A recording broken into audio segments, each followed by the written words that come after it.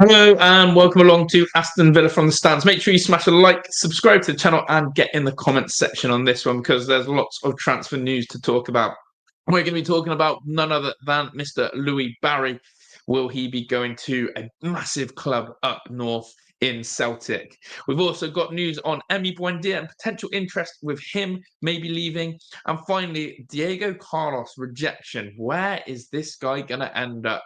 Lots to talk about, lots to discuss, and more stories. And please, as I said, get involved in the chat as always. And look, hope everyone as well. Big up to everyone who is tuning in.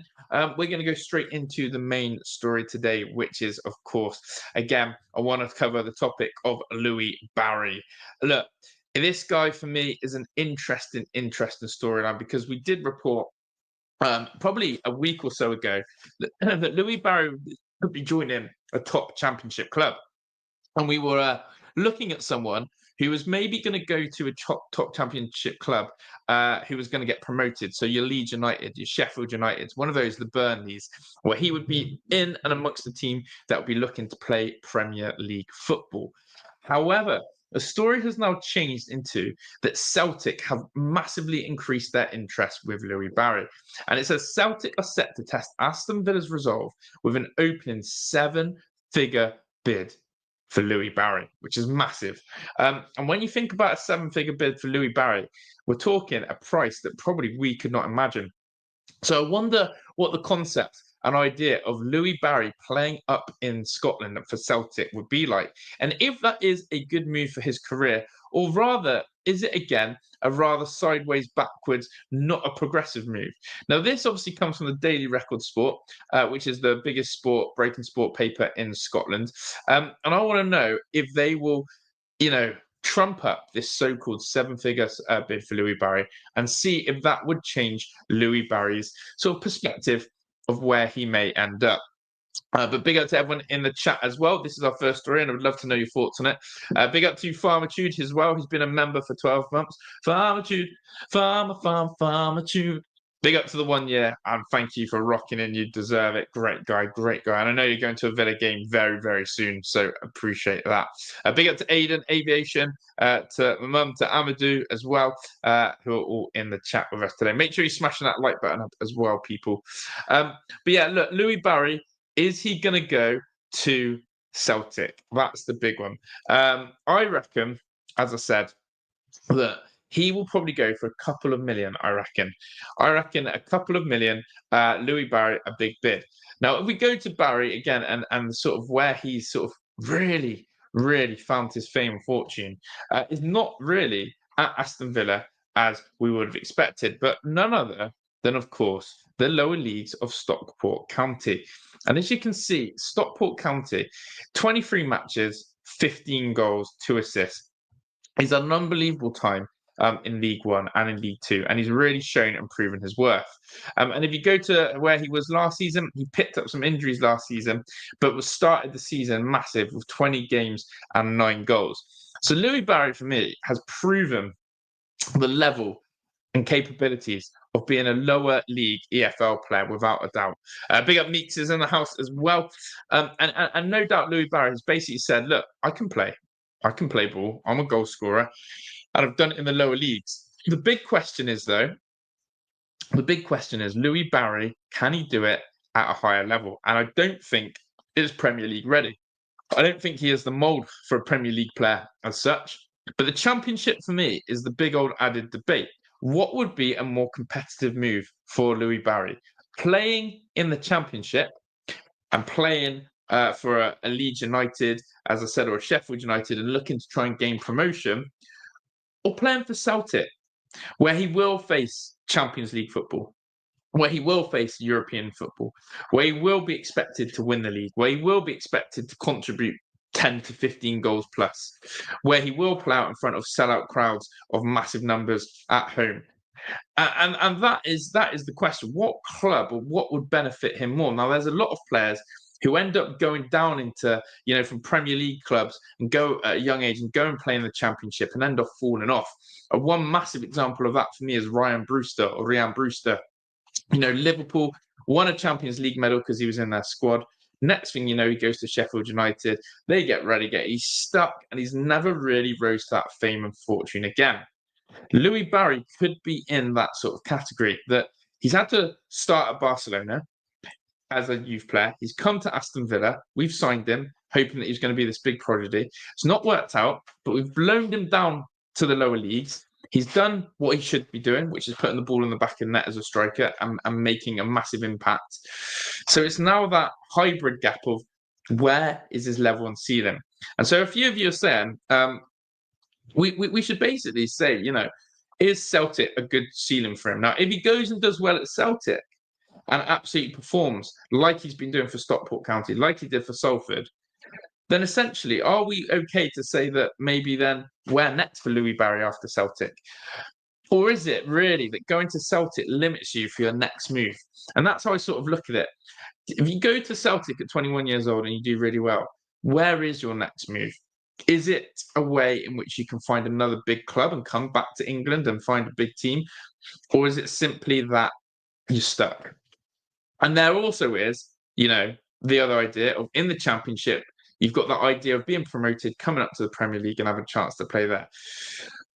In my all-rounded opinion, going to Celtic would be an excellent move for Louie Barry, because I think it gives him that platform to play in front of that massive packed crowd.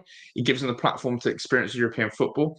And I want him to feel that pressure of trying to win a title. But I want to feel that pressure of, if you don't score at Celtic and you don't perform well at Celtic, it's quite hard to come back from that. And that's why going to Celtic, if he doesn't perform well, his career is down the drain. His career is going to be really hard to pull back from that. So it's a nice challenge, but what I care about is the value in which Aston Villa will sell him for.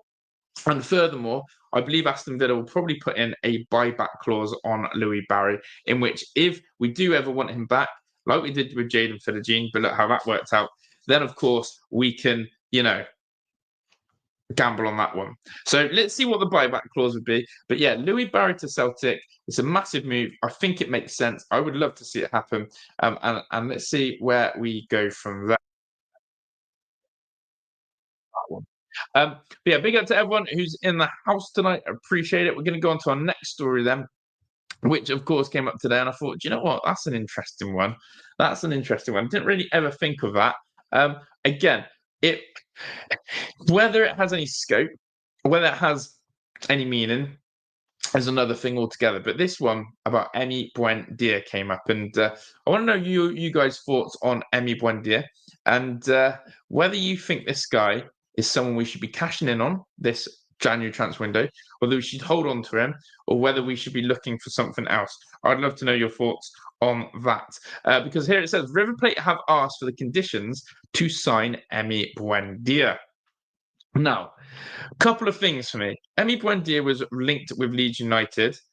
And look, when he was linked to Leeds United, he essentially that offer didn't go through. There were some other Championship clubs' interest in Emi Buendia. But what I'm sort of saying is, I didn't think of him going back to Argentina. Now, what would you do about Emi Buendia? Because I would have told you 2 or 3 months ago, sell Emi Buendia, get as much money as you can for him, cash in and run. We, of course, spent around 30 to 35 million on Emi Buendia, and no doubt we are going to probably take a massive L, a massive loss on Emi Buendia. However, Emi Buendia of recent, and it showed last night in the Everton game, seems to be coming up the Unai Emery pecking order.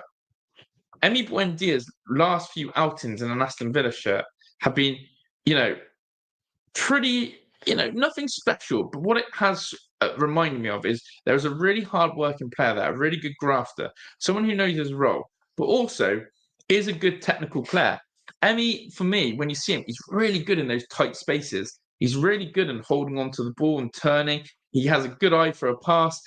And all of a sudden, I looked at Villa's bench last night, and with no Ross Barkley, no John McGinn in the squad, again, we're sort of lacking central players. Now, Emi Buendia isn't one of those central midfielders, but I feel like Emi Buendia is a player who can play in a multitude of positions and do a job where you ask him. Whether it's wide right, whether it's wide left, whether it's in the 10, I think like Emi Buendia can do that. And it was really telling for me that he came on and made an impact against West Ham in the FA Cup game. He came on yesterday as the only sub over Leon Bailey and John Duran. And let's just remind ourselves that over Leon Bailey and John Duran. And basically, again, had a role to play in that. So one part of me says the short-term thinking is keep Emi Buendia up until the summer, because where our squad depth is, and with potential injuries, you want a player like Emi Buendia around. The other part of me goes, if someone like River Plate of Argentina came in and offered us 20 million for Emi Buendia, we're snapping your hand off and going, yes, please. So I want to know, realistically, what price would you take on Emi Buendia? Is it even you cut half the losses and you sell him for 15 million? I would love to know. Jason Powell says, hope Emi goes, get him off the wage bill. He's got no pace. And although unlucky with that bad injury, he's not really done much since he's arrived. And I would agree on that. Hence why, at the start of the season, I was very hesitant about Emi Buendia. I was very hesitant about what role we're expecting to see Emi Buendia play. And why is he still in our Premier League sort of squad? That's how I felt about Emi Buendia. I guess, when we go to it again, it's what's good for the now. And the wage bill part is a very essential part, as Jason is saying. I can imagine Emi, in part of that £35 million sign-in package, is on some good wedge. Adam Sky says, he was just starting to shine before he got injured, scored all sorts of goals for his headers too. I want us to keep him. I agree on that. Big up to Michael Huggins. The problem is River Plate, do they have 10, 15 million, 20 million? How much can River Plate actually throw at Emi Buendia? So I think my conclusion is, if we were to lose Emi Buendia and we were to sell him, I would want at least only a 50% loss on the price of him. And it is a shame that Buendia's never really kicked on. It is a shame that Emi Buendia's never really been able to sort of set his Aston Villa world alight. But at the same time, everyone, how everyone goes, Leon Bailey, there's a player in Bailey this, Bailey confidence this. Well, maybe the same energy needs to be applied for Emi Buendia. That if Emi Buendia had a few run of games, if Emi Buendia was given a bit more game time, potentially we would get a good output and returns from him. But yeah, I think Emi Buendia, if he doesn't go in January, he's going in the summer. I think he'll be surplus to requirements in that sense. But it's just an interesting one. Has his performances of late generated enough attention for someone to come and make a bid for him? Or has his performances of late done enough for basically Unai Emery to go, hey, no, we're keeping this guy? Farmy says, sell him if the price is right, but he's really nice to get in there when the match is at a stand still late in the game. Tends to get more time with speed. Exactly. And what I said about I like Emi Buendia is he's quite experienced. He's quite calm in the head. And you know what? There's a passion about him. There's a passion. The way he celebrated that goal against West Ham said everything I need to know about Emi Buendia. Right, the next one then. In between everything that's gone on and the Donyell Marlin signing, the Philogene going to Ipswich and by Philogene, and the Everton game last night, we've got this whole problem with Diego Carlos. I call it a problem. And we're going to go back in time a little bit for the story. So this was yesterday morning. And have you hit a 180 yet, Fraser, on the darts? Let me know. But yeah, the goal versus West Ham. He didn't score the goal, but he played a part in it. I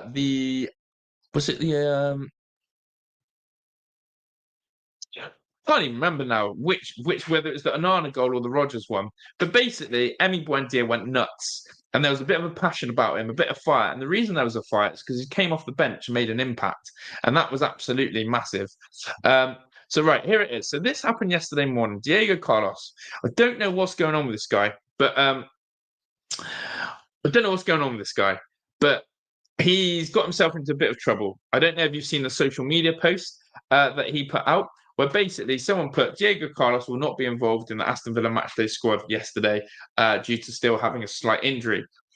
Diego Carlos, doing all things that Diego Carlos shouldn't do, commented on the post going, I'm not injured, with an emoji like that. What basically Diego Carlos has done is saying that Aston Villa are trying to out me, I'm not injured, and now I need a new club. And so Diego Carlos, the rumours of Carlos being injured are apparently false. He is not injured, as he basically went to proclaim and tell the world. And so now Diego Carlos basically needs a new home, and Aston Villa are trying to force that. But yeah, exactly that, Farm. He does the same for me. Fraser hit a treble 19, love it. It was a Rodgers goal, was it, Adam Sky? Yeah, exactly that. He's got an eye for a pass of Emi Buendia. I appreciate that. But look, it says So this happened yesterday morning. Aston Villa have offered 15 million plus 5 million add-ons for Loic Bade. Sevilla have now requested a different price plus Diego Carlos on the loan.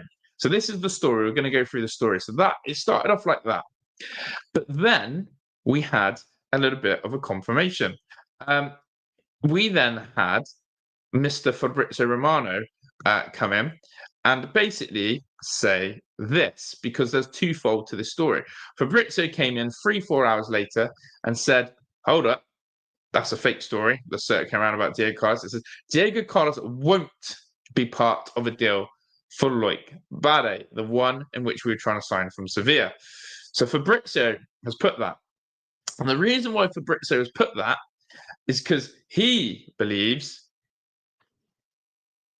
that Diego Carlos will be going to the other Turkish side, Galatasaray. So what I'm seeing here is a merry-go-round of Diego Carlos. First of all, it's Fenerbahce, the Turkish team Fenerbahce, 13 million or what. That obviously hasn't taken any sort of momentum. We then had this, but you might be in the Loic Bade deal and he's going to Sevilla, and Diego Carlos back to Sevilla. Not happened.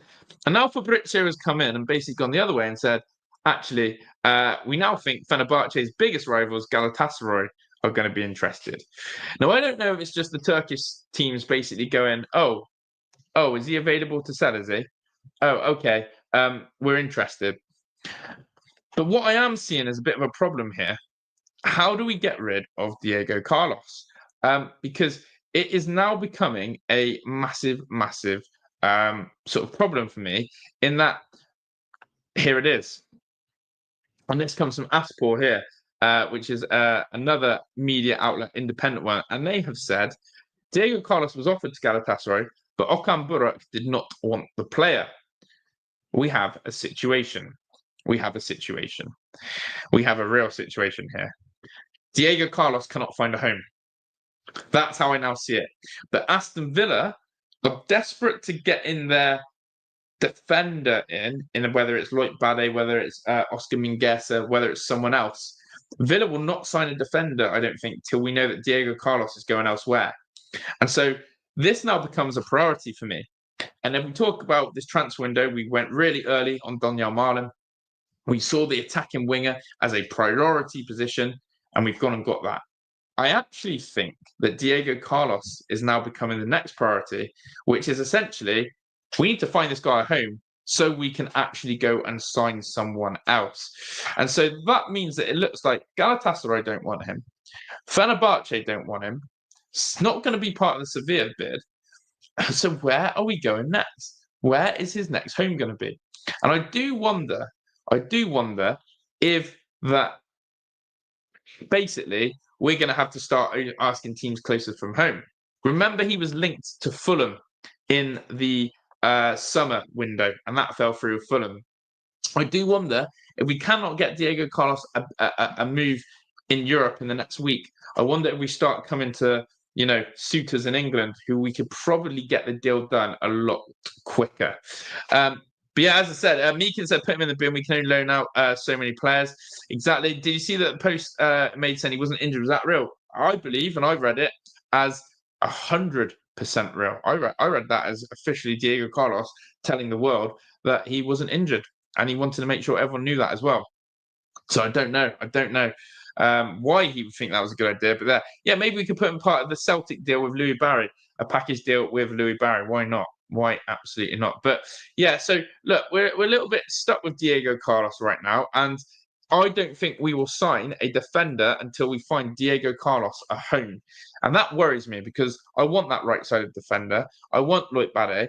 But yeah, it's an interesting one, because people are still saying, why are we trying to get rid of Diego Carlos? Why would we want to get rid of Diego Carlos? What's the point in getting rid of Diego Carlos? But there we go. But this is what a Turkish correspondent thought of Diego Carlos. And as we said, Galatasaray, it seems he's not going to go there. But this correspondent out here says, and I've translated it, it says, when Diego Carlos is mentioned, the first thing that comes to my mind is athleticism. He's a player with incredible speed. He's a defender who is both fast and very close to the opponent, aggressive and tough. He matches Davinson in this regards. He never hesitates from one-on-one challenges. He is a defender who is clear in aerial balls despite not being tall. I found that quite interesting about that description of how others see Diego Carlos. Because when you talk about athleticism, when you talk about speed, I think I've ever seen, I don't think I've ever seen Diego Carlos show out and out speed. I would probably put down Tyrone Mings as faster than Diego Carlos, and I'd probably say that Diego Carlos is the same speed as Ezri Konsa. Correct me if I'm wrong, chat, but do you not think, or I don't know, that description of Diego Carlos being fast, yes, he's aggressive 100%. Yes, he likes one-on-one duels. And the other side of that is, with those one-on-one duels, he likes to pick up cards.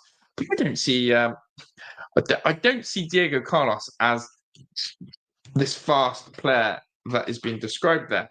Mike Kane said, I was sure Bade is better than Carlos. I'm not at all. Interesting. And that is actually what Mike Kane is saying, and what others are saying about us getting rid of Diego Carlos. Are we sure that whoever we bring in for Diego Carlos is going to be an upgrade? And this, by the way, I'm just going to get that Instagram account so I can confirm it. So I'm going to show you. This is what Adam Sky was on about. Bade is slower than Pau. Oh geez. No. I can't be looking at that. We can't be looking at slow like that. So Aston Forza put a little article saying Diego Carlos is still carrying a small injury, so he'll be missing the Everton game tomorrow. Okay, so fairly simple, fairly understandable in there. However, this shows me that there's a massive breakdown at Aston Villa, because D.Carlos03 with the official verification tick put, I'm not injured. Problem. I call this the John Duran of the summer. Are we going to have Diego Carlos now putting up a stink to make sure he gets to leave? Or is it Villa who are trying to force him out? Is it actually Aston Villa who are trying to source out and force out Carlos? But that is a really good point, basically. We've got to be sure that the player that we're signing, the player that we want in, is going to be better than Diego Carlos. I don't know what it is. I feel like, in my opinion, I feel like that the reason why Unai Emery does not trust Diego Carlos anymore is because of his concentration levels. I think Unai Emery is very much about concentration, about focus, about mentality. I think that Diego gets involved in too many one-on-one duels, in too many sort of battles that he doesn't need to be involved in. And essentially, I think that can be an issue which causes Unai Emery not to trust Diego Carlos. And Meekin's put in here, I thought Sevilla were interested in him. So that was the initial rumours, wasn't it? That basically Diego Carlos would be part of a money deal plus add-ons for Loic Bade. But Fabrizio Romano has basically come out and ruled that one out completely and said, no, that's not happening. So look, I don't think that Unai Emery is a fan of Diego Carlos. And I think that we are hoping for that 13 million fee from Fenerbahce. And maybe, just maybe, with Galatasaray showing interest in Diego Carlos as a rumour, but then was dispelled by, again, another journalist, is that maybe Fenerbahce do throw down the 13 million. Again, Diego Carlos's journey at Aston Villa has not been plain sailing. It has not been easy. It has been played with a big injury in his first year. Is he someone that is replaceable? I do believe we can upgrade and get better than Diego Carlos. But are we going to get that person in January? I think I've got a little bit of apprehension as well about Pau Torres coming back. Pau Torres has suffered an injury where he's going to be out for 2 months or so. And come up 2/3 months. What if Pau Torres, again, no, this is a harsh thing to say, but Pau Torres wasn't exactly quick as it was. What if he loses another yard of pace? What if Pau Torres has completely lost that ability in terms of the pace that he didn't really contain, but had a little bit of? And so, yeah, I'm always thinking that evolution of where you look at on paper Villa having Conson, Mings, Carlos, Powell. You think we're locked in at centre half. We're locked in from centre half. But then you start deepening it a little bit more and you go, we could probably upgrade. We could probably look at getting something better in. So, yeah, but Mike Caine is definitely not a fan of Bade. He genuinely thinks that Loic Bade is slow, poor marking. And so, yeah, he's not happy with that. Adam Sky says, can we get Tuanzebe back in just for the charm? Absolutely. But he's someone with a bit of pace and athleticism. But no, I agree. I think that essentially, we have to make sure that if we're going to get rid of Diego, we're bringing in an upgrade, not a similar level, not a same level, and definitely not a downgrade. That's how I see it as. So, yeah, big sort of transfer news coming out of Diego Carlos. We've got to get rid of him, I think, now. I think he's basically said he wants to go, and that's finally where we leave off. But look, we've obviously had a bit of it's been a big week, really, hasn't it? It's been a big week with a sense of, first of all, Donyell Marlon coming in. That was wrapped up. We love it, and that's what we want to see. And I also think that getting rid of Philogene is probably a good move in the end. I think that it'd be a harsh one in the sense of Philogene didn't get enough game time at Aston Villa. But at the same time, I think that he failed to dazzle and he failed to live up to the bill. And I think that if essentially Donyell Marlon will probably be a better outlet than him. Persistent hamstring injuries are the pace killer. Exactly. I still look at Tyrone Mings and think, bloody hell, like the ACL injuries that he's had, and to still be able to come back and be as athletic as he is, as strong as he is, as pacey as he is, as strong as he is absolutely credit to Tyrone Mings. And I've got to really say I'm a big fan of Tyrone Mings' mentality, but also the way that he rehabilitated himself. Diego Carlos, I'm going to die on a sword in this one. I don't believe Diego Carlos is quick. Correct me if I'm wrong, chat. But again, seeing some descriptions of him online, Diego Carlos, for me, looks like he runs in mud, just like Pau Torres.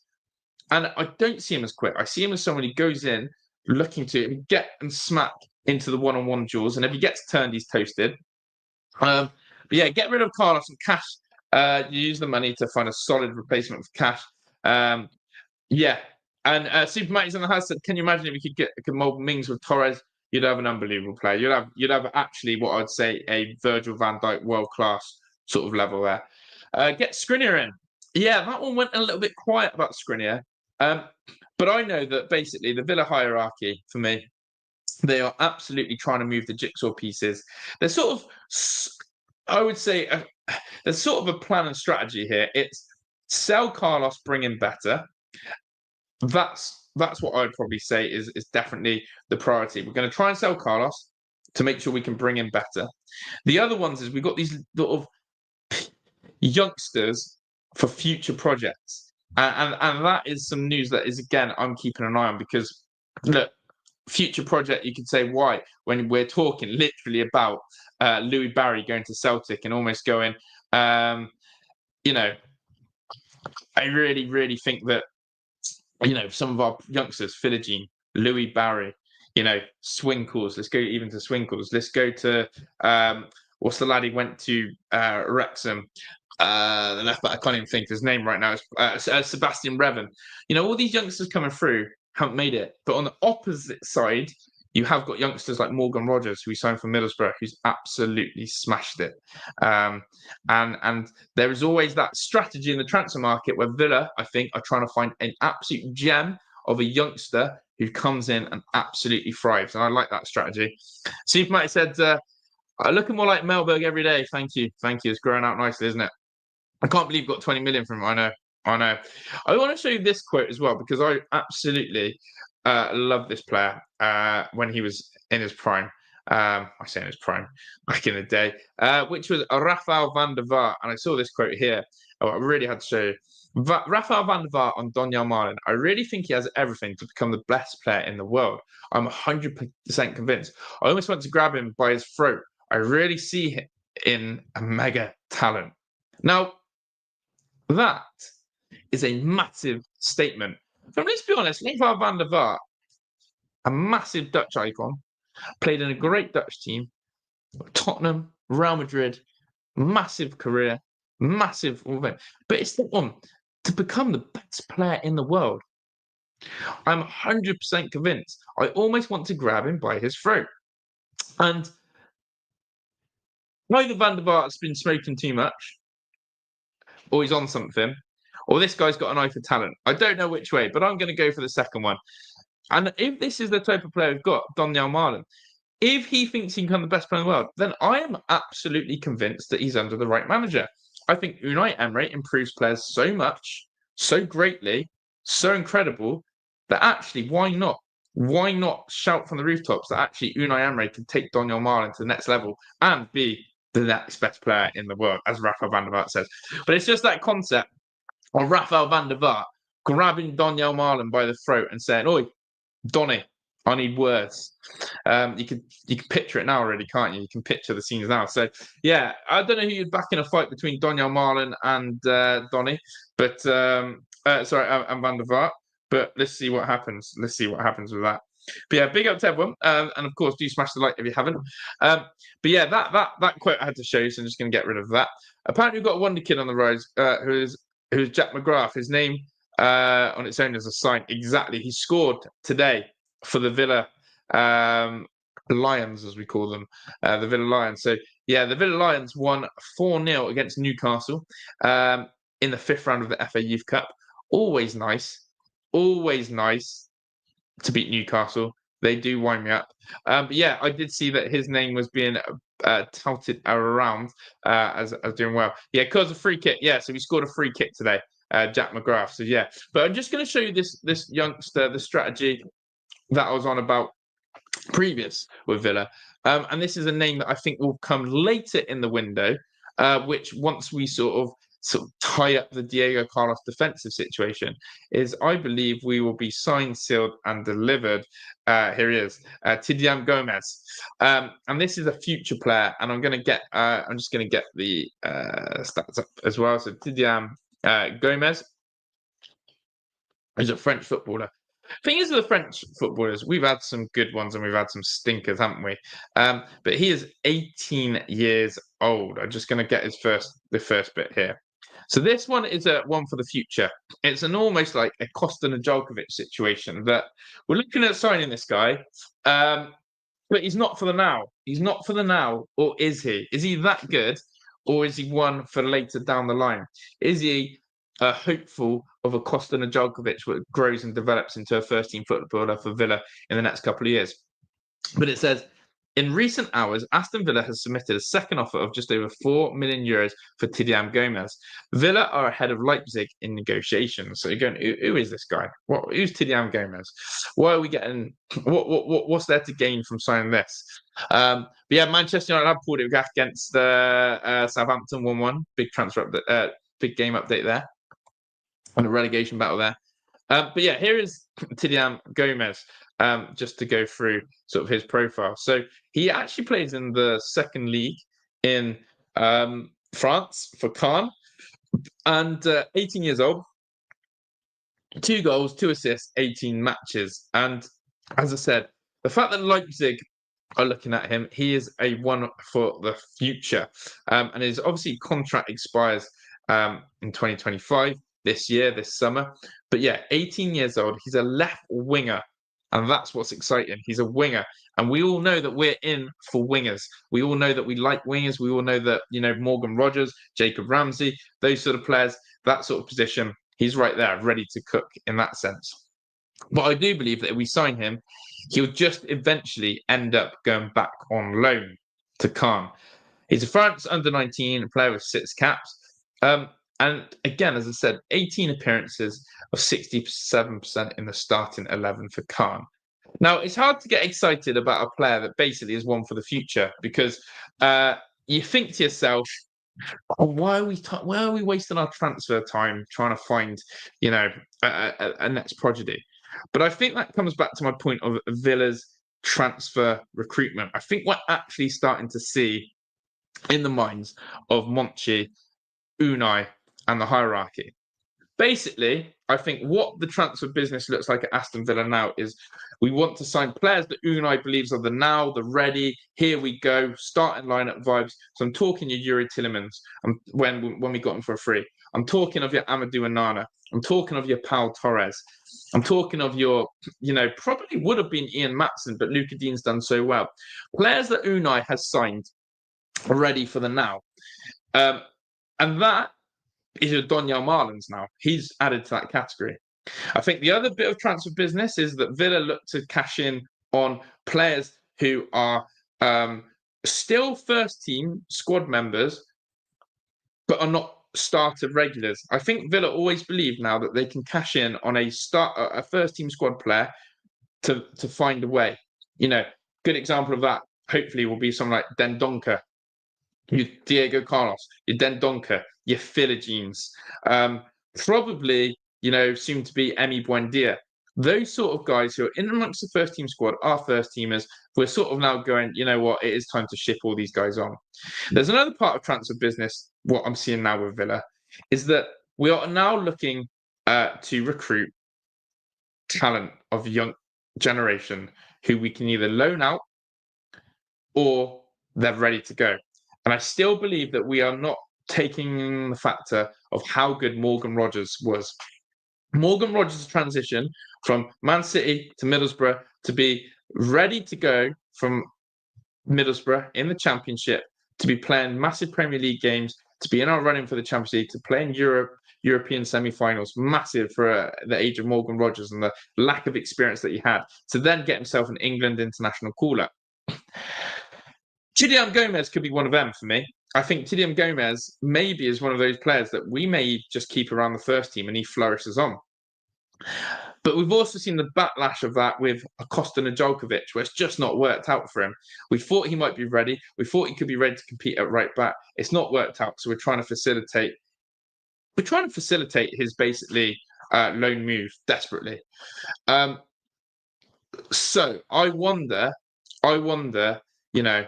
what we do. And yeah, then Donker's still on the books. Coutinho's still on the books. Courtney Hawes is still on the books. We've still got some deadwood lingering around that we need to sort of ship out. But the last strategy you see from Aston Villa is what you call the PSR strategy, which is basically where we make odd signings like your Lewis Dobbin, your Enzo Barrenechea. But then again, Barrenechea and Ilin Jr. could potentially fall into the category of we've loaned them out, but they'll be ready for first team football soon.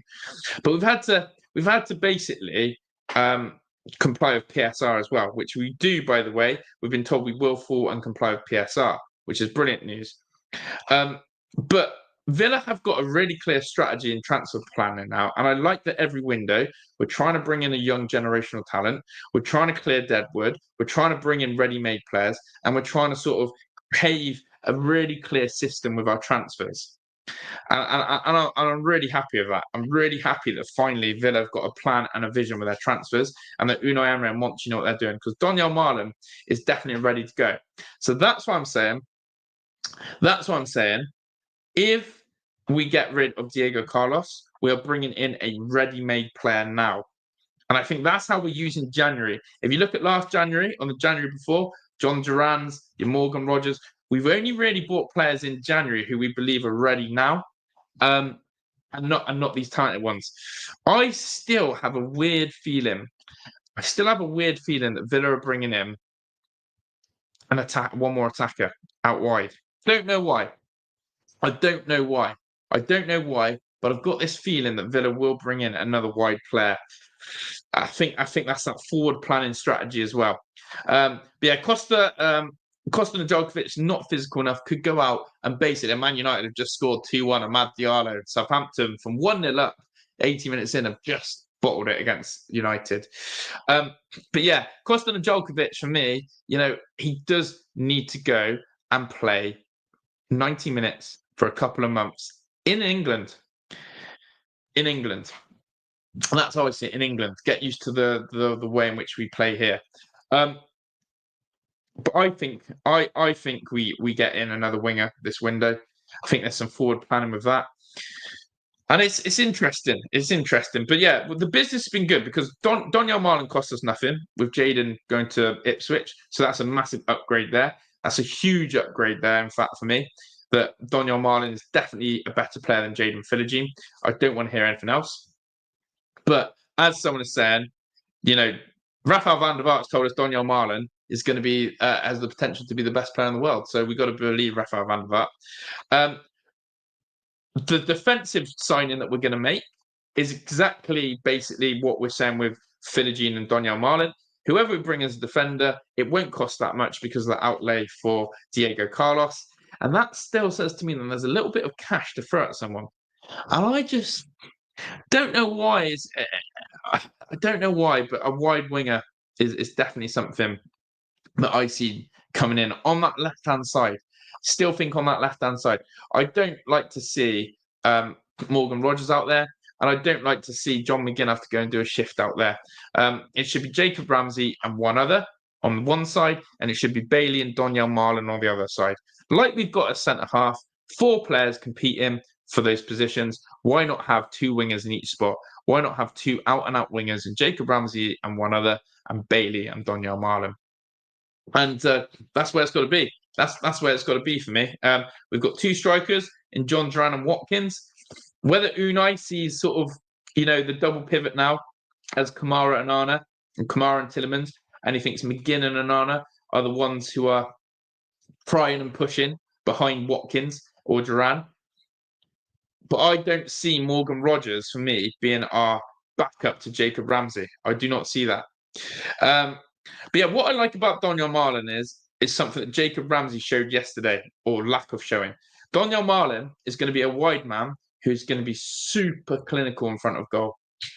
Donyell Marlin is the best finisher. A lot of Dortmund fans will tell you that. He's the best natural finisher at Dortmund. And he has got an eye for goal. And I think that's something we need. Jacob Ramsey, where he, there's been 2 games now with JJ. West Ham, he hits the post, but he drags that shot. Jacob Ramsey should be scoring that one. The one yesterday, which he dragged wide against Everton, again, but calmness and composure needed for a wide man or winger was not there from Jacob Ramsey. And that is what I think Donyell Marlin will bring in front of goal. Leon Bailey last year was super composed in front of goal, and we needed that. This year, we haven't had that wide man being able to do that. So for me, Donyell Marlin, yes, please. Happy days. Let's have it. Out wide, getting the ball out your feet and putting it in the back of the onion bag for us. But look, it's really positive at Aston Villa right now. And yeah, Cloudy saying wants to see the step up if he can cut the mustard in the Prem. He's done it in the Bundesliga. Absolutely. Adam Sky says the Marlins needs to have that natural eye for goal like Duranda's. Absolutely. And Ollie does make cardboard of it. But look, to sort of conclude and summarise with Villa, we've got a player in Donyell Marlin, top player. We've got rid of someone in Philogene that isn't really wasn't cutting the mustard. We're definitely bringing a defender in, and we're trying to ship out Carlos to keep that transaction cheap. We're in the FA Cup, 5th round. We've got a lovely home time against Spurs. We're 2 points off Chelsea in 4th place. We are in the Champions League, beautifully sat, and we've got Monaco away and Celtic. And now we are basically in a really good position as a football club. My only negative I can say about Villa right now is that our goal difference stinks, and we're not playing attractive, pretty games, but we're getting the job done. And I'm not here to watch us play attractive football. I'm here for us to get 3 points and get through cups and win something. So honestly, in all seriousness, the only thing I would change about Aston Villa is our bloody goal difference right now. But as a Villa fan, we should not be moaning it too much. As I've just stated all of that, we've got to keep putting ourselves into that reality position. We've got a massive league game against Arsenal on Saturday. We've got, and then, from there on in, it's big. It's massive. So, yeah, exciting times to be a Villa fan. Embrace it, enjoy it, be part of it. And let's be really realistic that the transfers we're going to make this window are going to improve us massively. But to conclude them, as I wrap up the show today, Celtic and Louie Barry will be a massive £7 million offer coming, a massive 7-figure bid coming in for Louie Barry. I hope it's 7 million, and where he's going to try and adventure out in Scotland for Celtic. We've got Emi Buendia having interest from River Plate in Argentina, and whether we get rid of Emi Buendia will be there to be seen. But that'll be an interesting one, or whether Unai keeps in the squad. And we need to find Diego Carlos at home. I'm sort of doing the Fenerbahce dance tonight and hoping Fenerbahce comes clutch. Adam says Ramsey just needs minutes, but was always a bit inconsistent when in form regardless. Oh, he's a great ball carrier. He just needs that composure now in front of goal, which Morgan Rogers has started showing. And that's what Ramsey knows to bring him.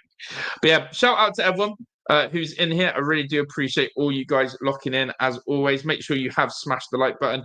And as I'm going to always do and always say, if you haven't already, please sign up to the Big Up. We are 3 people away from hitting our milestone of 250. So if you have not got an account like this, if you have not got on my Big Up account yet, take your 1 minute to do it now. I need 250 people. We're 3 people away. Who wants to be one of those 3 legends and clutch it in today? And clutch it in tonight. That would be unbelievable, because I know you guys can do that for me. Clutch it up. Go join. Come a member, because that's where we're going to be doing the watch-alongs. Big up to Aviation. Big up to Cloudy, to Adam Sky, to Margin, to Joey Cusack, to Richard Chard, to everyone who's been commenting in the chat. Super Matty, Farmy, Mum and Dad, everyone who's been watching, you're absolute legends. Yes, big up the Villa. Come sign up to the Big Up. We're going to be bouncing out of here, and we'll be live again tomorrow for some more Aston Villa latest news and content, and hopefully the transfer window gets tasty. Hit the like button on the way out, as Adam's saying. Subscribe, comment, all that good stuff, and get on the Big Up. I will see you on the next one, chat. I'm out of here. Ta